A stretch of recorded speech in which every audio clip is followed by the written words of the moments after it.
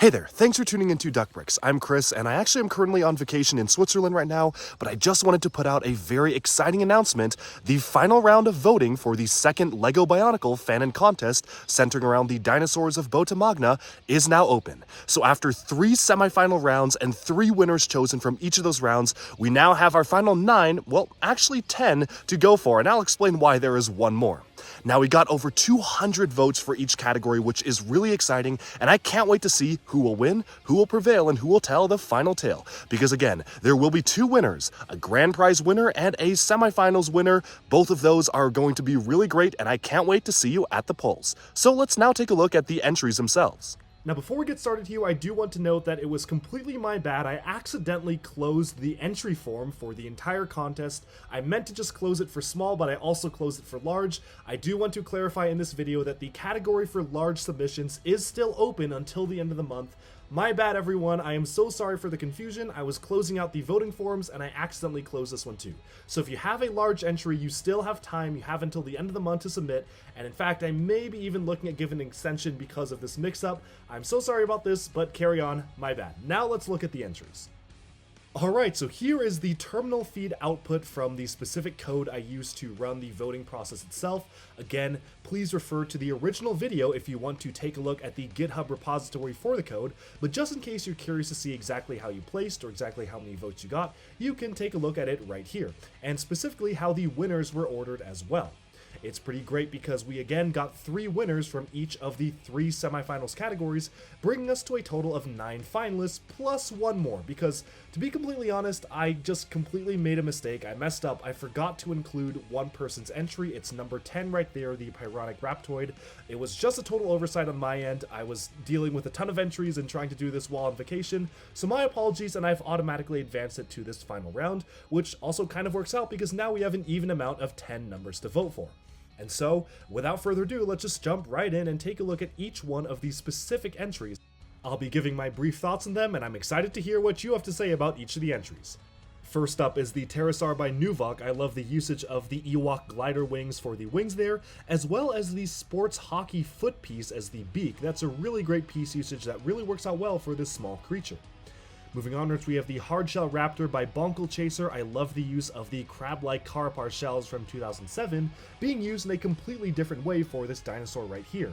I really like how it's used to form the body, the back, and even the mouth and lower and upper jaws there. Next up, we have the Tremgon by Jopi Trophy. This is a Triceratops-like creature using a great blend between the standard G1 elements and even CCBS and some Ben 10 pieces. I actually love how good all of these pieces look together, and this actually does kind of feel like one of the older LEGO Rahi designs, especially because it uses a ton of classic pieces. Moving onwards, we have the Dracorix by Andrew Malta. This cute creature is using the Rakshi head, a Knight's Kingdom armor piece on the back, and is just a really nice and charming diminutive creature for this particular phase of the contest.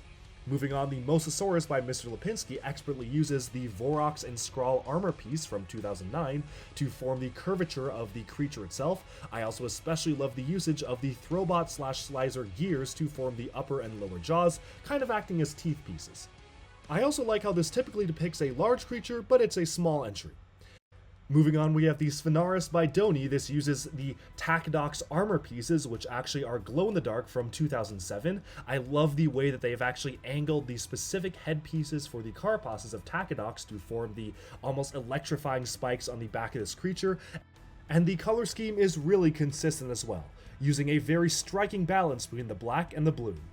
Moving on, we have the Silvar by Toa Vidal. This uses the LEGO Elves wing on the side of it to actually give a semblance of feathers, which is really great. I also like the usages of some of the pieces that originated in LEGO Legends of Chima for the tail feathers, and even some of the construction claw elements to really make this stand out from the rest of the creatures.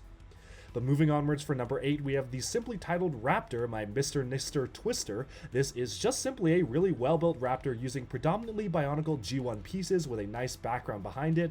It feels the most traditional out of many of these entries. It just feels like a great classic raptor. Moving onwards, this is the Nui Reika by Toakiro. Now this is mimicking the box art of the original 2001 Rahi, which is really cool to see, and I like that it depicts a different style of prehistoric creature that isn't necessarily in the category of just being a dinosaur. And finally, we have the Pyronic Raptoid by LegoMan71. This is the entry I had to put in last minute, but it is absolutely fantastic. I love the custom molded head, and the recolored pieces, which would look really good repainted, look cool as well. As usual, the voting link can be found at the bottom of the slide, so be sure to click on it and vote for your top 3 favorites. Again, only 2 winners will come out of this round. The grand prize winner receiving the special hand-painted Elite Scrawl helmet, and the runner-up winner receiving the special LEGO Creator 3-in-1 Mighty Dinosaur set. And that about sums up this video. I'll see you at the polls.